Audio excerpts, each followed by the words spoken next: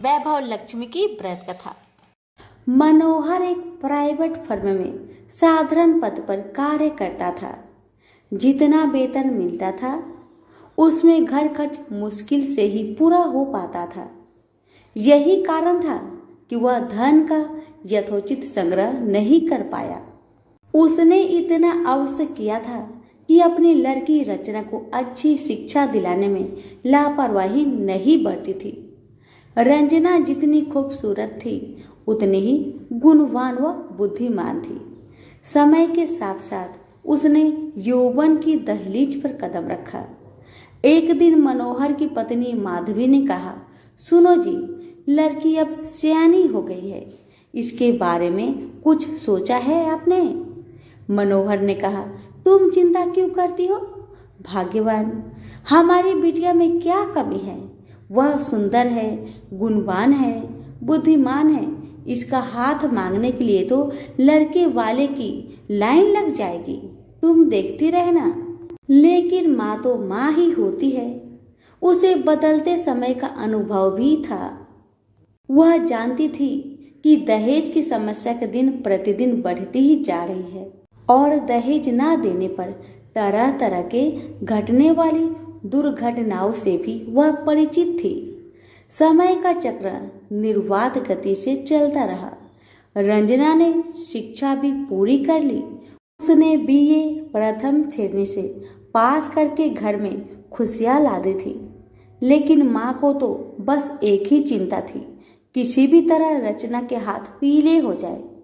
पिछले कुछ दिनों में मनोहर को भी रंजना की शादी की चिंता सताने लगी थी और वह योग वर की तलाश में जुट गया था।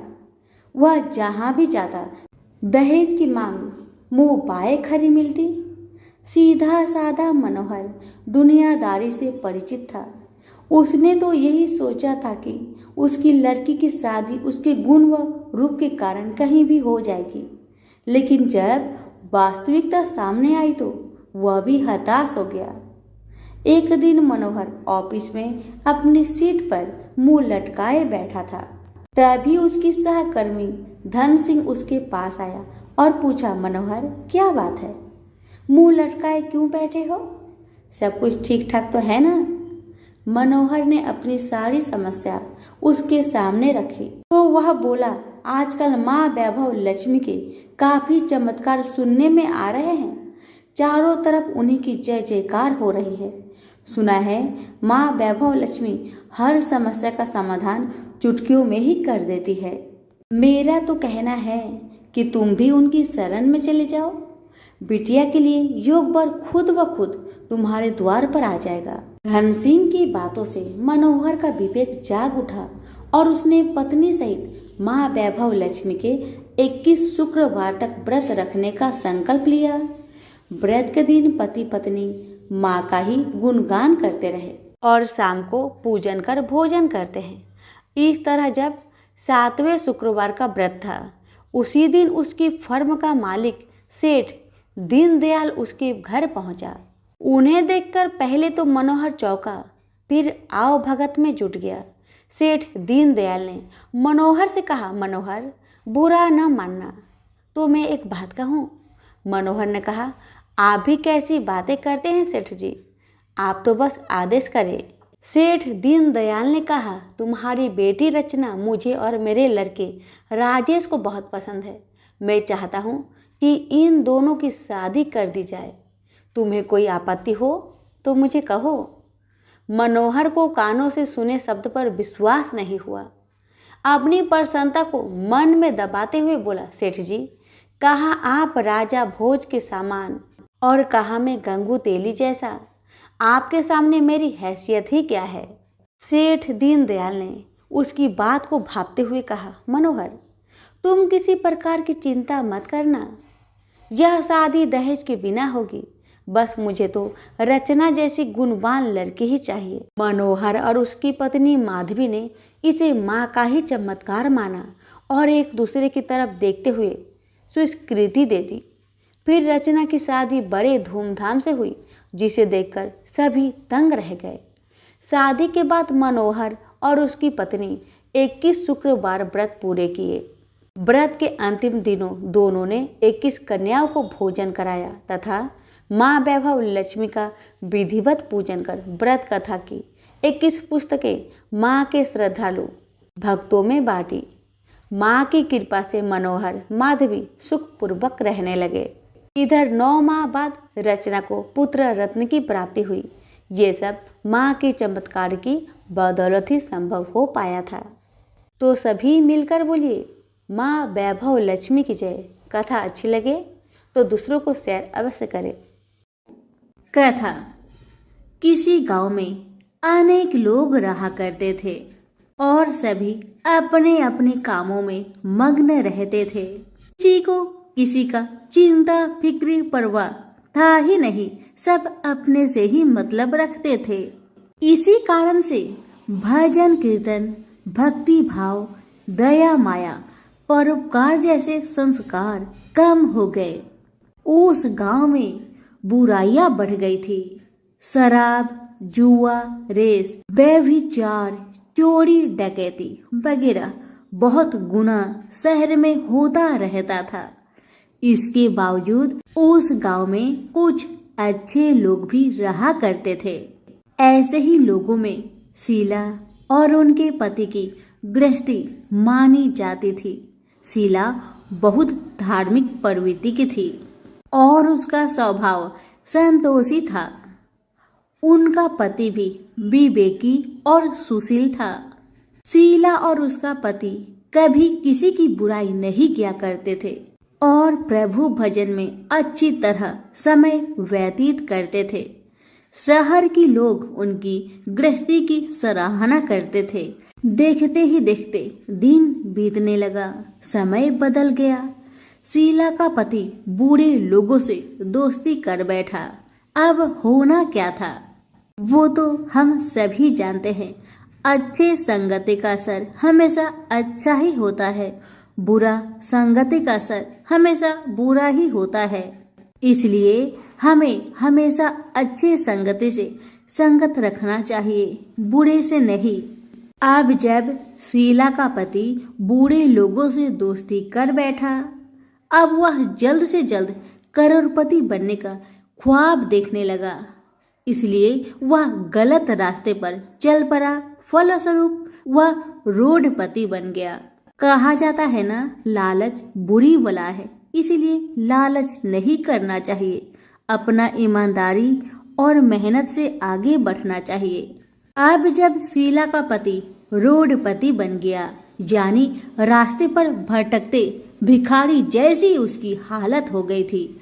शराब, जुआ, रेस, चरस, गांजा वगैरह बुरी आदतों में शीला का पति भी फंस चुका था। दोस्तों के साथ उसे भी शराब की आदत बुरी तरह लग गई थी। इस प्रकार उसने अपना सब कुछ रेस जुए में गवा दिया। अब तो शीला अपने पति के बर्ताव से बहुत दुखी रहने लगी, किंतु उसे भगवान पर भरोसा था कि सब कुछ ठीक हो जाएगा। यही सोचकर वह अपने पति के बुरे बर्ताव को सहने लगी। शीला अपना अधिकांश समय प्रभु की भक्ति में बिताने लगी।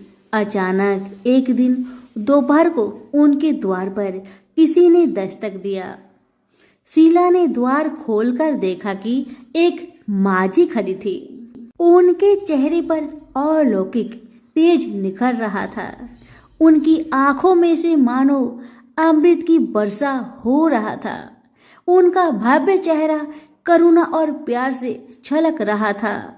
उनको देखते ही शीला के मन में अपार शांति छा गई। सारी चिंता मिट गई। शीला के रोम रोम में आनंद छा गया। शीला उस माजी को आदर के साथ अपने घर ले आई।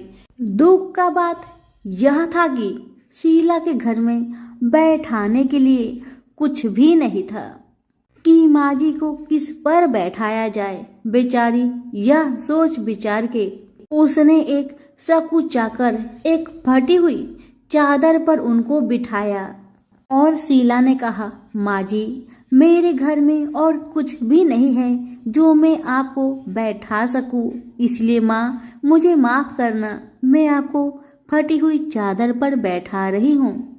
माँ तो शीला की बातों से मंद मंद मुस्कुरा रही थी। माँ तो शीला की हर कहानी को जानती थी कि उसका पति उसके साथ कैसा व्यवहार कर रहा है। बेचारी कितने दुख में है। शीला के बातें सुन माँ जी प्रेम भरी शब्दों से बोली, शीला, क्यों मुझे तुमने पहचाना नहीं?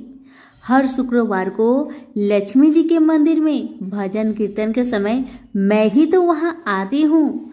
इसके बावजूद शीला कुछ नहीं समझ पा रही थी।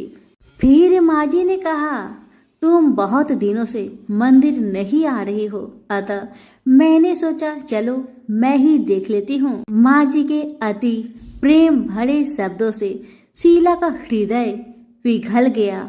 उसकी आंखों में आंसू आ गए और वह बिलख बिलख कर जोर जोर से रोने लगी। शीला को रोते देखकर माँ जी ने कहा, बेटी, सुख और दुख तो धूप और छाव जैसे होते हैं। धैर्य रखो बेटी, धैर्य रखो। और तुझे क्या परेशानी है, मुझे सारी परेशानी बता दे। माँ जी के व्यवहार से शीला को काफी संबल मिला और सुख की आस में उसने माँ जी को अपनी सारी दुख की कहानी सुना दी। कहानी सुनकर माँ जी ने कहा, कर्म की गति न्यारी होती है। हर इंसान को अपने कर्म भुगतने ही पड़ते हैं।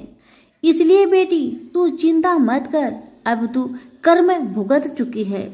अब तुम्हारे सुख के दिन अवश्य आएगी। तू माँ लक्ष्मी जी की भक्त है। माँ लक्ष्मी जी तो प्रेम और करुणा की अवतार है। वे अपने भक्तों पर हमेशा ममता छिड़कती है। इसलिए तू धैर्य रखकर माँ लक्ष्मी का व्रत कर, इससे सब कुछ ठीक हो जाएगा। तुम्हारा दुख दर्द सब समाप्त हो जाएगा और तुम्हारे घर में अन्न धन का भंडार भर जाएगा। बस श्रद्धा भक्ति से माँ लक्ष्मी का व्रत करो। माँ जी की बात सुन शीला पूछने लगी, माँ, व्रत की विधि तो मुझे पता नहीं। तब माँ जी ने उसे व्रत की सारी विधि भी बताई। माँ जी ने कहा, बेटी, माँ लक्ष्मी जी का व्रत बहुत सरल है। उसे वर लक्ष्मी व्रत या वैभव लक्ष्मी व्रत कहा जाता है। यह व्रत करने वाले की सब मनोकामना पूरी होती है। वह सुख संपत्ति और यश प्राप्त करता है। शीला यह सब सुनकर आनंदित हो उठी। शीला ने संकल्प करके आंखें खोली तो सामने कोई नहीं था। वह विस्मित हो गई कि माँ जी कहाँ गई? अभी तो माँ जी मेरे सामने खड़ी थी। शीला को तत्काल यह समझने में देर नहीं लगी कि माँ जी कोई और नहीं, साक्षात माँ लक्ष्मी ही थी। दूसरे दिन शुक्रवार था। सवेरे स्नान करके स्वच्छ कपड़े पहनकर शीला ने माँ जी द्वारा बताई विधि से पूरे मन से श्रद्धा भक्ति से व्रत किया और आखिर में प्रसाद वितरण हुआ। यह प्रसाद पहले पति को खिलाया। प्रसाद खाते ही पति के स्वभाव में फर्क पड़ गया। माँ लक्ष्मी की कृपा से उसका पति जिस दिन प्रसाद खाया उस दिन अपनी पत्नी को मारा पीटा नहीं, सताया भी नहीं। शीला को बहुत अच्छा लगा। शीला के मन में तो अब पहले से भी ज्यादा वैभव लक्ष्मी व्रत के लिए श्रद्धा बढ़ गई। शीला ने पूर्ण श्रद्धा भक्ति के साथ 21 शुक्रवार तक वैभव लक्ष्मी व्रत किया। 21वें शुक्रवार को माँ जी के कहे मुताबिक उद्धापन विधि करके 7 स्त्रियों को वैभव लक्ष्मी व्रत की 7 पुस्तक उपहार में दी। फिर माता जी के धन लक्ष्मी स्वरूप की छवि को बंधन करके भाव से मन ही मन प्रार्थना करने लगी, हे माँ धन लक्ष्मी, मैंने आपका वैभव लक्ष्मी व्रत करने की मन्नत मानी थी। वह व्रत आज पूर्ण किया है। हे माँ, मेरी हर विपत्ति को दूर करो, हमारा सबका कल्याण करो।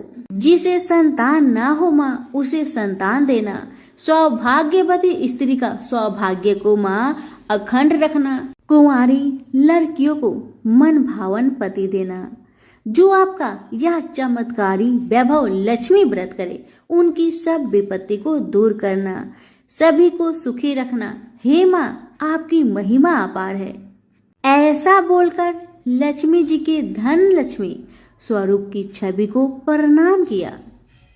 व्रत के प्रभाव से शीला का पति अच्छा इंसान बन गया और अब शीला का पति मेहनत करके व्यवसाय करने लगा। उसने तुरंत शीला की गिरवी रखे गहने छुड़ा लिए। घर में धन की बाढ़ सी आ गई। घर में पहले जैसी सुख शांति छा गई। वैभव लक्ष्मी व्रत का प्रभाव देखकर मोहल्ले की दूसरी स्त्रियां भी विधि पूर्वक वैभव लक्ष्मी व्रत करने लगी। सभी प्रेम से बोले, वैभव लक्ष्मी माता की जय हो। आइए अब जानते हैं वैभव लक्ष्मी व्रत का उद्यापन विधि। 7, 11 या 21 जितने भी शुक्रवार की मन्नत मांगी हो, उतने शुक्रवार तक यह व्रत पूरी श्रद्धा तथा भावना के साथ करना चाहिए। आखिरी शुक्रवार को इसका शास्त्रीय विधि के अनुसार उद्यापन करना चाहिए। आखिरी शुक्रवार को प्रसाद के लिए खीर बनानी चाहिए। जिस प्रकार हर शुक्रवार को हम पूजन करते हैं, वैसे ही करना चाहिए। पूजन के बाद माँ के सामने एक श्रीफल फोड़े, फिर कम से कम 7 कुंवारी कन्या या सौभाग्यशाली स्त्रियों को कुमकुम का तिलक लगाकर माँ वैभव लक्ष्मी व्रत कथा की किताब की एक प्रति उपहार में देनी चाहिए और सबको खीर का प्रसाद देना चाहिए। इसके बाद माँ लक्ष्मी जी को श्रद्धा सहित प्रणाम करना चाहिए। फिर माता जी के धन लक्ष्मी स्वरूप की छवि को वंदन करके भाव से मन ही मन प्रार्थना करें, हे माँ धन लक्ष्मी, मैंने आपका वैभव लक्ष्मी व्रत करने की मन्नत मानी थी। यह व्रत आज पूर्ण किया है। हे माँ, हमारी मनोकामना पूर्ण करे, हमारी हर विपत्ति को दूर करे, हम सबका कल्याण करे। जिसे संतान ना हो उसे संतान देना, सौभाग्यवती स्त्री का सौभाग्य अखंड रखना, कुंवारी लड़की को मन भावन पति देना। जो आपका यह चमत्कारी वैभव लक्ष्मी व्रत करे, उनकी सब विपत्ति दूर करना, सभी को सुखी करना। हे माँ, आपकी महिमा अपार है, आपकी जय हो। ऐसा बोलकर लक्ष्मी के धन लक्ष्मी स्वरूप की छवि को प्रणाम करे। सभी प्रेम से बोलिए, वैभव लक्ष्मी माता की जय हो। एक बुढ़िया माई थी। उसके 7 लड़के थे। 6 कमाने वाले थे और एक निकम्मा था, कमाता कुछ नहीं था। बुढ़िया माई अपनी 6 बेटों के लिए भोजन बनाती थी और उनको भोजन कराती और उनसे जो कुछ जूठन बचती वह 7वें बेटे को देती थी। एक दिन 7वां बेटा अपनी पत्नी से बोला, देखो मेरी माँ को मुझ पर कितना प्रेम है। वह बोली, क्यों नहीं, सबका जो जूठा तुमको खिलाती है। वह बोला, ऐसा नहीं हो सकता, मैं जब तक अपनी आंखों से ना देख लूं, मैं मान नहीं सकता कि मेरी माँ मेरे साथ ऐसा कर सकती है। कुछ दिन बाद त्योहार आया। घर में 7 प्रकार के भोजन और चूरमे के लड्डू बने।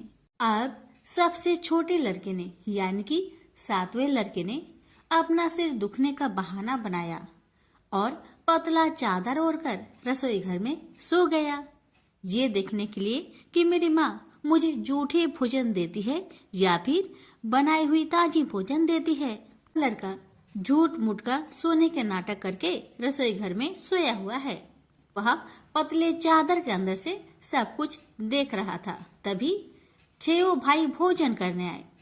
उसने देखा माँ ने उनके लिए सुंदर आसन बिछाया, नाना प्रकार की रसोई परोसी और आग्रह करके उन्हें जिमाया और वह देखता रहा। तब 6 भाइयों ने भोजन करके उठा।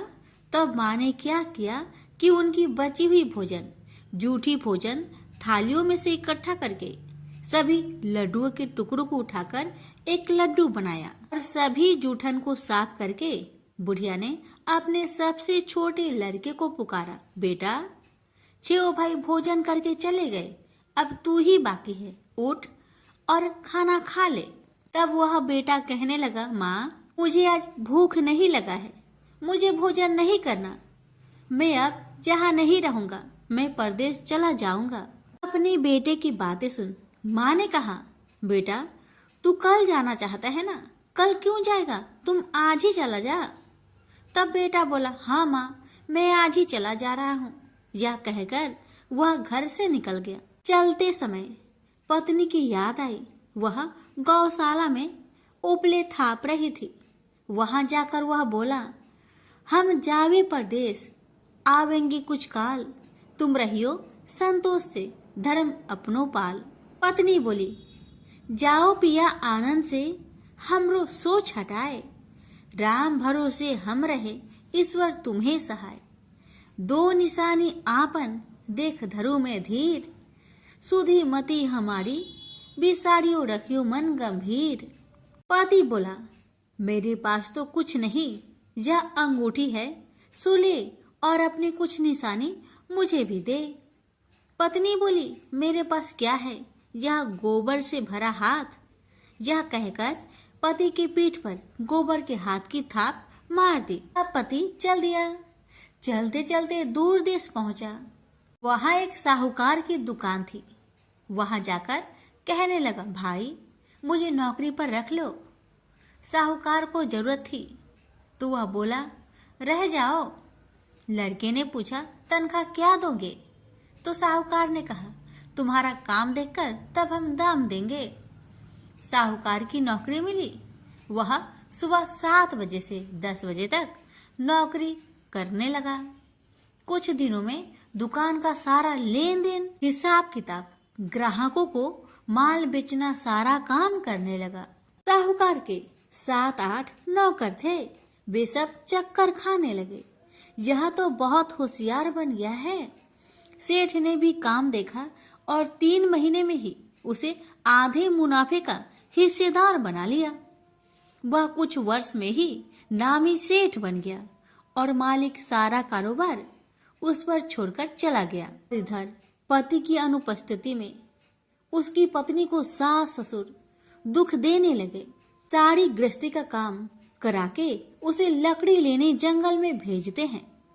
इस बीच घर के आटे से जो भूसी निकलती उसकी रोटी बनाकर रख दी जाती और उसके साथ ही फूटे नारियल की नारेली में पानी। एक दिन वह लकड़ी लेने जा रही थी।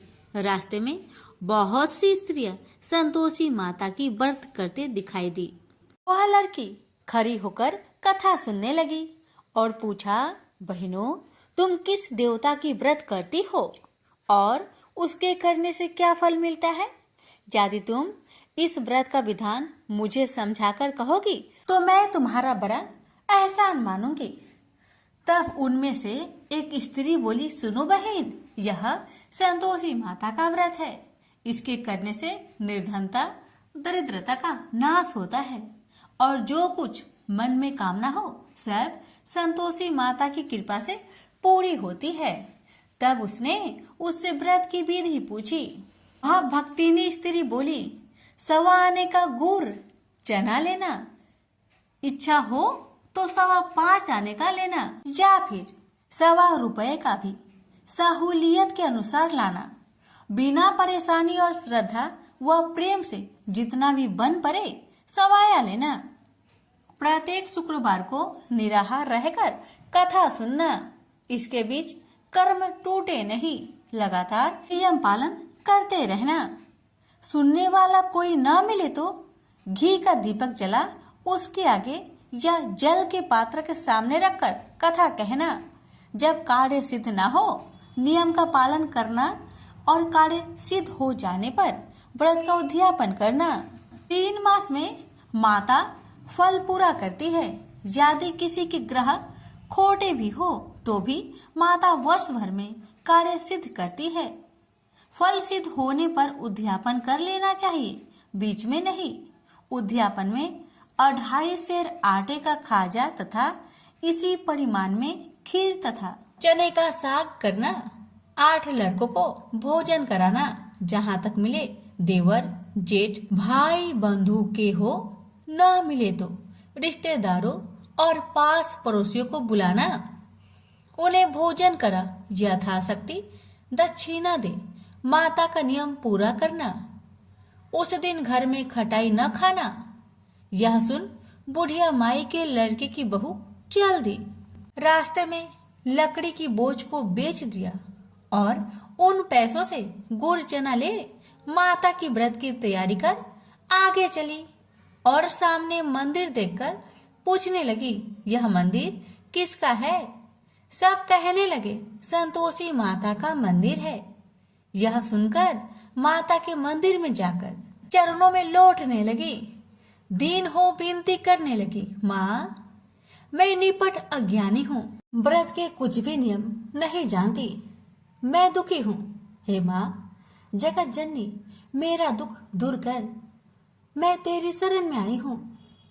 माता को दया आई। एक शुक्रवार बीता कि दूसरे को उसके पति का पत्र आया और तीसरे शुक्रवार को उसका भेजा हुआ पैसा आ पहुंचा। यह देख जेठ जेठानी मुंह सिडोकने लगी, लड़के ताने देने लगे, काकी के पास पत्र आने लगे, रुपया आने लगा। अब तो काकी की खातिर बढ़ेगी। बेचारी सरलता से कहती, भैया कागज आवे रुपया आवे, हम सब के लिए अच्छा है। ऐसा कहकर आंखों में आंसू भरकर संतोषी माता के मंदिर में आ मातेश्वरी के चरण में गिरकर रोने लगी, माँ मैंने तुमसे पैसा कब मांगा है माँ? मुझे पैसे से क्या काम है माँ? मुझे तो अपने सुहाग से काम है। मैं तो अपनी स्वामी के दर्शन मांगती हूँ माँ। तब माता ने प्रसन्न होकर कहा, जा बेटी तेरा स्वामी आएगा। यह सुनकर खुशी से बावली होकर घर जा पहुंची, अपना काम काज करने लगी। अब संतोषी माँ विचार करने लगी, इस भोली पुत्री को मैंने कह तो दिया कि तेरा पति आएगा, लेकिन कैसे?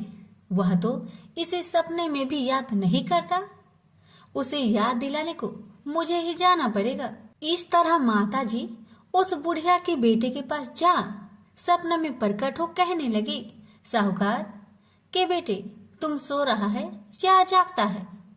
वह कहने लगा, माता मैं सोता भी नहीं जागता भी नहीं, कहो क्या आज्ञा है?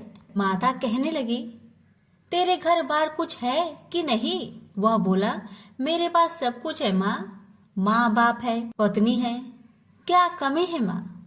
माँ बोली, भोले पुत्र तेरी पत्नी घोर कष्ट उठा रही है, तेरे माँ बाप उसे परेशान कर रहे हैं, वह तेरे लिए तरस रही है, तू उसकी सुधि ले। वह बोला, हाँ माता जी यह तो मालूम है, परंतु जाऊं तो कैसे? परदेश की बात है, लेन देन का कोई हिसाब नहीं है, कोई जाने का रास्ता भी नहीं आता, कैसे चला जाऊं? माँ कहने लगी, मेरी बात मान, सवेरे नहा धोकर संतोषी माता का नाम ले, घी का दीपक जला, दंडवत कर दुकान पर बैठ, देखते देखते तेरा सारा लेन देन चुक जाएगा, जमा का माल बिक जाएगा, साज होते होते धन का भारी ढेर लग जाएगा। माता की बात मानकर वह नहा धोकर संतोषी माता को दंडवत घी का दीपक जला। थोड़ी देर में देने वाले रुपए लाने लगे, लेने वाले हिसाब लेने लगे, कोठे में भरे सामान की खरीदारी नगद दाम में दे सौदा करने लगे। शाम तक धन का भारी ढेर लग गया। मन में माता का नाम ले चमत्कार देख प्रसन्न होकर घर ले जाने के वास्ते गहना कपड़ा सामान खरीदने लगा। यह काम से निपट तुरंत घर को रवाना हुआ। उधर उसकी पत्नी जंगल में लकड़ी लेने जाती है। लौटते वक्त माता जी के मंदिर में विश्राम करती है। वह तो उसके प्रतिदिन रुकने का जो स्थान ठहरा। धूल उड़ती देख वह माता से पूछती है, हे माता यह धूल कैसे उड़ रही है? माता कहती है, हे पुत्री तेरा पति आ रहा है, अब तू ऐसा कर लकड़ियों के 3 बोझ बना ले, एक नदी के किनारे रख और दूसरा मेरे मंदिर पर, वह तीसरा अपने सिर पर। तेरे पति को लकड़ियों का गट्टर देख मोह पैदा होगा, वह यहाँ रुकेगा, नाश्ता पानी खाकर माँ से मिलने जाएगा, तब तू लकड़ियों का बोझ उठाकर जाना और चौक में गट्टर डालकर जोर से आवाज देकर कहना, लो सासू जी, लकड़ियों का गट्टर लो, भूसी की रोटी दो, नारियल की खोपरे में पानी दो, आज मेहमान कौन आया है। माताजी बहुत अच्छा कहकर वह प्रसन्न मन से लकड़ियों के 3 गट्टर बनाई, एक नदी के किनारे पर और एक माताजी के मंदिर पर रखा। इतने में मुसाफिर आ पहुंचा। सूखी लकड़ी देख उसकी इच्छा उत्पन्न हुई कि हम यहीं पर विश्राम करें और भोजन बनाकर खा पीकर गांव जाएं। इसी तरह रुककर भोजन बना, विश्राम करके गांव को गया। सबसे प्रेम से मिला। उसी समय सिर पर लकड़ी का गट्टर लिए वह उतावली सी आती है। लकड़ियों का भारी बोझ आंगन में डालकर जोर से 3 आवाज देती है, लो सासू जी, लकड़ियों का गट्टर लो, भूसी की रोटी दो, आज मेहमान कौन आया है। यह सुनकर उसकी सास बाहर आकर अपने दिए हुए कष्टों को भुलाने हेतु कहती है, बहू ऐसा क्यों कहती है, तेरा मालिक ही तो आया है।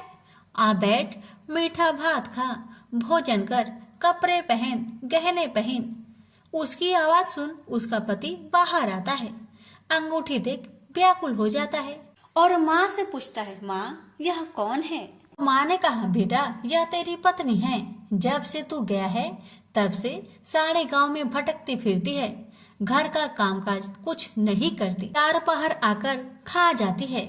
वह बोला, ठीक है माँ, मैंने इसे भी देखा और तुम्हें भी, अब दूसरे घर की ताली दो, मैं उसमें रहूंगा। माँ बोली, ठीक है, जैसी तेरी मर्जी। तब वह दूसरे मकान की 3री मंजिल का कमरा खोल सारा सामान जमाया। एक दिन में ही राजा के महल के जैसा ठाट बाट बन गया। अब क्या था, बहू सुख भोगने लगी। इतने में शुक्रवार आया। उसने पति से कहा, मुझे संतोषी माता का व्रत उद्यापन करना है। पति बोला, खुशी से कर लो। वह उद्यापन की तैयारी करने लगी। जेठानी के लड़कों को भोजन के लिए कहने गई। उन्होंने मंजूर किया, परंतु पीछे से जेठानी ने अपने बच्चों को सिखाया, देखो भोजन के समय खटाई मांगना, जिससे उसका उद्यापन पूरा ना हो। अब तो बच्चे जिमने आए, खीर खाना पेट भर के खाए, परंतु बाद में खाते ही कहने लगे, हमें खटाई दो, खीर खाना हमको नहीं भाता, देखकर आरुचि होती है। वह कहने लगी, भाई खटाई किसी को नहीं दी जाएगी, यह माँ संतोषी का प्रसाद है। लड़के उठ खड़े हुए, बोले, पैसे लाओ। भोली बहू कुछ जानती नहीं थी, वह उन बालकों को पैसे दे दिए। लड़के उसी समय हट करके इमली खटाई ले खाने लगे। यह देखकर बहू पर माताजी ने कोप किया। राजा के दूत उसके पति को पकड़कर ले गए। जेठ जेठानी मन माने वचन कहने लगे, लूट लूट कर धन इकट्ठा कर लाया है, अब सब मालूम पड़ जाएगा जब जेल की मार खाएगा। बहू से यह सहन नहीं हुआ। रोती हुई बहू माताजी के मंदिर गई। कहने लगी, हे माता, तुमने क्या किया, हंसाकर अब भक्तों को रुलाने लगी। माता बोली, बेटी तूने उद्यापन करके मेरा व्रत भंग किया है। वह कहने लगी, माता मैंने कुछ अपराध किया है क्या? मैंने तो भूल से लड़कों को पैसे दे दिए थे, मुझे क्षमा करो, मैं फिर तुम्हारा उद्यापन करूंगी। माँ बोली, अब भूल मत करना। माँ कहती है, अब भूल नहीं होगी, अब बतलाओ वो कैसे आएंगे।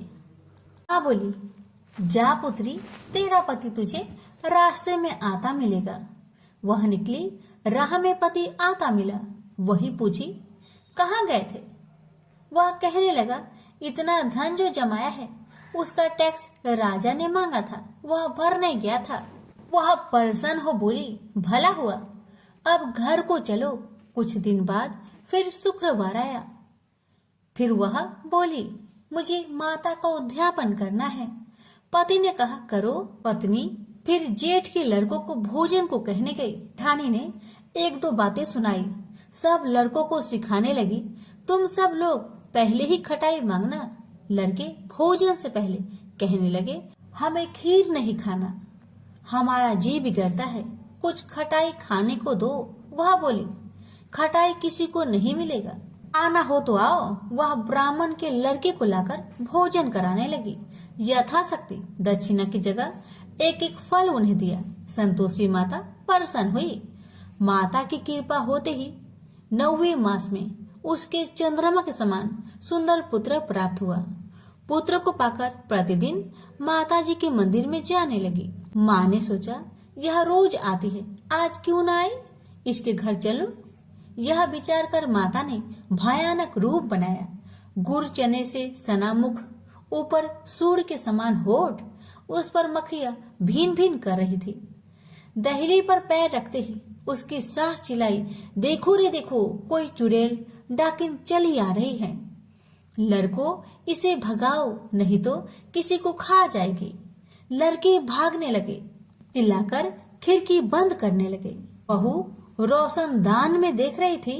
प्रसन्नता से पगली बन चिल्लाने लगी, आज मेरी माँ मेरे घर आई है, आज मेरी माता मेरे घर आई है। वह बच्चों को दूध पीने से हटाती थी। इतने में सास का क्रोध फट पड़ा। वह बोली, क्यों उतावली हुई है, बच्चे को पटक दिया। इतने में माँ के प्रताप से लड़के ही लड़के नजर आने लगे। वह बोली, माँ, जिसका मैं व्रत करती हूँ, यह वही संतोषी माता है।